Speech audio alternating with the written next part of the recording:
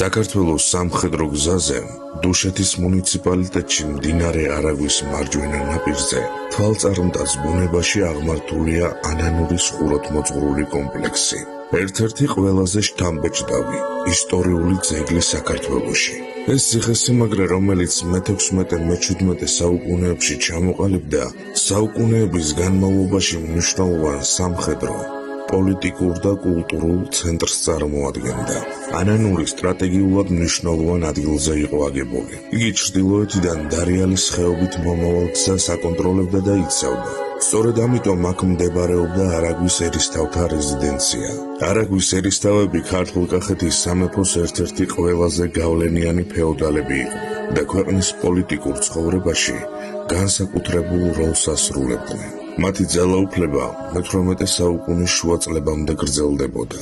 სანამ მეფე თეიმურაზ მეორემ არაგვის საერისთავო არ გააუქმა და ანანურის ციხე პირდაპირ სამეფო ხელისუფლებას არ დაუქვემდებარა. ციხესიმაგრე გარშემორტყმულია მძლავრი გალავნით, რომელსაც მრგვალი და 4-კუთხა კოშკები ამაგრებს. სამხრეთ მხარეს მდებარეობს მთავარი ჭიშკრის კოშკი, ხოლო კომპლექსის ცენტრში აღმართულია ცნობილი 5-სართულიანი კოშკი, რომელსაც შეუპოვარს უწოდებენ. ეს ნაგებობა სავარაუდოდ მე-15 საუკუნით თარიღდება და დღესაც ანანურის ერთ-ერთ ყველაზე გამორჩეულ სიმბოლოდ ითვლება. კომპლექსის ტერიტორიაზე მდებარეობს რამდენიმე მნიშვნელოვანი საეკლესიო ნაგებობა. მათ შორის განსაკუთრებული ადგილი უჭირავს მცირე გუმბათოვან ეკლესიას, რომელსაც ღვთაების ეკლესიით იცნობენ. ეს ტაძარი ანსამბლის დასავლეთ ნაწილში მდებარეობს და აგებულია როგორც ნატეხი ქვით, ისე აგურით. ტაძარში დაცულია მე-17 საუკუნის მნიშვნელოვანი ეპიგრაფიული ძეგლი, ედიშერ მდივანბეგის საფლავის წარწერა, რომლის მიხედვითაც ირკვევა, რომ ეკლესია 1674 წლამდე უკვე აშენებული იყო. ეს წარწერა არა მხოლოდ ტაძრის დათარიღებაში გვეხმარება, არამედ იმდროინდელი საქართველოს პოლიტიკური ელიტის შესახებ მნიშვნელოვან ცნობებსაც გვაწვდის. ანანურის მთავარი ღირსშესანიშნაობა კი უდავოდ ღვთისმშობლის მიძინების დიდი გუმბათოვანი ტაძარია. ეს მონუმენტური ნაგებობა 1689 წელს აიღო და ქართული ხუროთმოძღვრობის ერთ-ერთ გამორჩეულ ნიმუშად მიიჩნევა. ტაძარი სრულყოფილად აგრძელებს მე-12-მე-13 საუკუნეების ქართული ჯვარ-გუმბათოვანი არქიტექტურის ტრადიციას. მისი მასშტაბები, პროპორციები და სივრცისებრი გადაწყვეტა განსაკუთრებულ შთაბეჭდილებას ახდენს როგორც სპეციალისტებზე, ისე რიგით დამთვალიერებლებზე.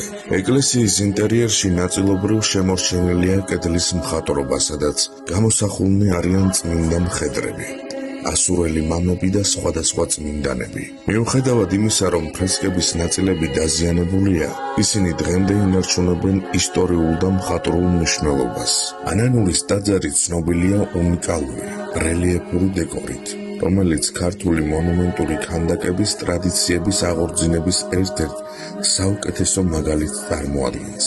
ფასადებზე გამოსახულია ჯვრები, ბიბლიური სცენები, ანგელოზები, წმინდანები და ღვთისმშობლის უნიკალური რელიეფური გამოსახულება. ეს კომპოზიციები ქრისტიანული მოძღვრების უმთავრეს იდეებს, ცოდვით დაცემას, ქრისტეს ჯვარცმას, აღდგომას და მარადიულ ცხოვრებას გადმოსცემს. კომპლექსის კიდევ ერთი საინტერესო ნაგებობაა პატარა სამრეკლო, რომელიც კლდის პირას მდებარეობს და მთლიან ანსამბლს განსაკუთრებულ სილუეტს ანიჭებს. მის ქვეშ კი განთავსებულია შედარებით ძველი დარბაზული ტიპის ეკლესია, რომელიც წმინდა პანტელეიმონ მკურნალის სახელთან არის დაკავშირებული.